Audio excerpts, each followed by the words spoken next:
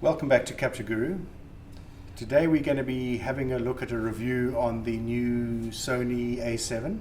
Yep, absolutely. The A7S II Mark II. And I've got with me here our cinematographer guru, Sean Ackerman, and Sean's going to be doing the review and telling me more about this camera. So Sean, how have you found working with the Sony? Well, Mark, we kind of had a look at today's project. Very nice up-and-coming project that we're going to be working on, and we filmed it today, and I think you did some amazing still shots. And we had to find a camera that we could rely on a very high ISO. We were shooting with one light, and we wanted a lot of contrast in the images. So I chose the A7S II because it's high dynamic range. It shoots S-Log3, which means we've got a very wide color gamut. And color space. So I think it's definitely performed very well and stood up to its reputation. For a DSLR point and shoot, it's a 4K camera. It's also able to shoot up to 120 frames per second. Oh, that's nice. So you've got a lot of it's got a lot of it's a stabilized platform, so you can do a lot of handheld with it as well. So for all the features in one camera, I think it's definitely very good value. So, and it's also somebody who's looking to get into the serious cinematography. It's a good camera to get going with. Absolutely, as a field camera, I think it's one of the best in the industry. Well, guys, keep a lookout for this, and yeah, very exciting to see what this camera can do. Thank you.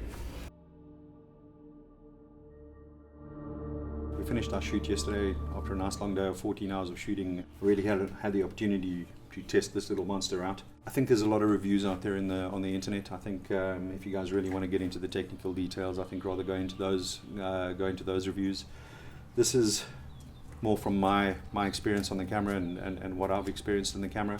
What basically I got from Visual Impact here in Cape Town, they handed me the A7S II in this beautiful shaped cage from Canada. I really like these cages. They're very versatile, very easy to connect external monitors to, very easy to get to the data ports or access ports for that matter. About the camera itself, I like the flip monitor, so if you're working low down, it's easy to see, easy to screen. That's in that case if you're not actually connecting in an external monitor. One of the things I disliked, what is this? This little record button, I don't know what they were thinking over there. It was there on the A7. And then I did a little bit of research. The really plus side of it is you can remap to another button, which I think is definitely a plus.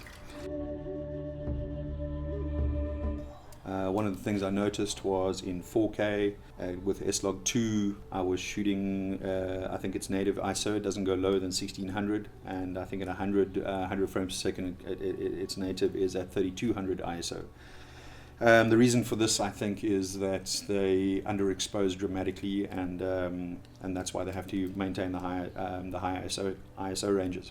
Nevertheless, the actual grain is minimalized. There's very little grain at 1600 ISO. I think even shooting at night, taking this camera up as high as 25,000, 32,000 ISO, there's actually remarkably very little grain. So definitely a very handy camera if you're shooting available light. A lot of the times I'm out in the field just with myself and maybe an assistant. So I want to try and keep lightweight and compact. The sensor obviously is a full frame sensor, but just a heads up when you shoot high speed 120 frames per second or 100 frames per second, it's a 2.2 times crop to the center of the sensor. I think as a documentary shooter and a lot of times as a sole shooter, you don't really have the opportunity to retake something. You don't have the opportunity to tell an important person that you're interviewing, sorry, would you mind saying that again? I think they fairly understand if there's a massive noise that happens in the background, they wouldn't mind repeating their last sentence. But as with a sole camera running, it's very, as you know, it's very difficult to cut into that, or you're going to have to create an effect to actually cut through that, or else you'll jump cut. Also the 4K internal recording, it's so nice not to have to record to an external recorder nowadays. So the internal recording on the 4K is great. I think that's a nice additional feature that they've added to the camera. If you're going out into the field and you're used to a certain quality, and I think the DSLRs and this kind of market is really getting there, and I think that's an awesome thing because it enables people like myself to go out into the field and shoot high quality footage. Well, thanks for watching the gear review on the Sony A7S, and don't forget to share, like, and write any comments that you have. And I'd really like to thank Visual Impact for loaning us the gear and giving us the opportunity to test this amazing camera.